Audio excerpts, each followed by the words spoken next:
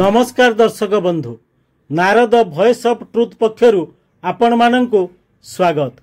आज आपण मानक पई अछि जने डाक्तरंक मनीष पणियार अकुहा कथा।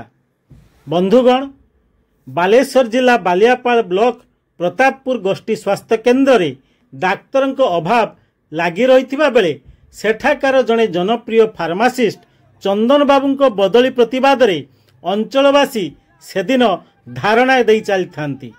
एपरिकी कार्यरत डाक्तर को मध्य डाक्तरखाना भीतर को छाड़ी नथिले।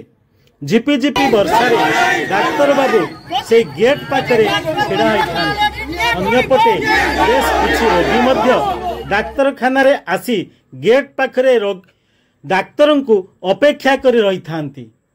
झिपिझिपि वर्षा चली थाए, गोटिए पटे रोगी छिड़ा होइथांती एवं गेट आरपटे डाक्तर छिड़ा होइथांती एवं गेट भितरे एवं बाहरे धारणारत ग्रामवासी सेमानंकर प्रिय फार्मासिस्ट जेमिति बदली न हुए सेतिपाई धारणा देइथांती।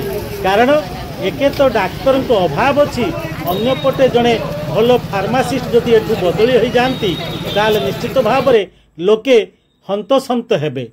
एही समय देखिया पाई मिलिला डाक्तर जनक निज कर्तव्य को आखि आगे रखी गेट पाखरे से वर्षा रे ठिया होइथिबा बेले रोगी माननकु जनकु जन डाकी प्रेस्क्रिप्शन करुथांती एवं सेमानंक रोग निरूपण करुथांती।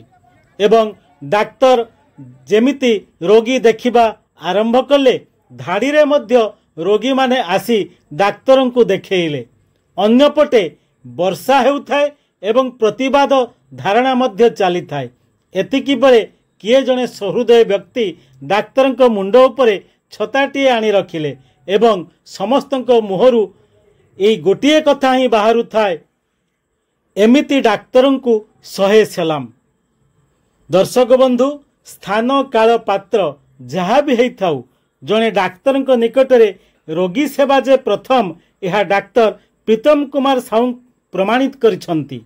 तेबे तांकर एही महान कार्य को स्थानीय अंचल कहीं विभिन्न महलरू प्रशंसार छुआ छुटी।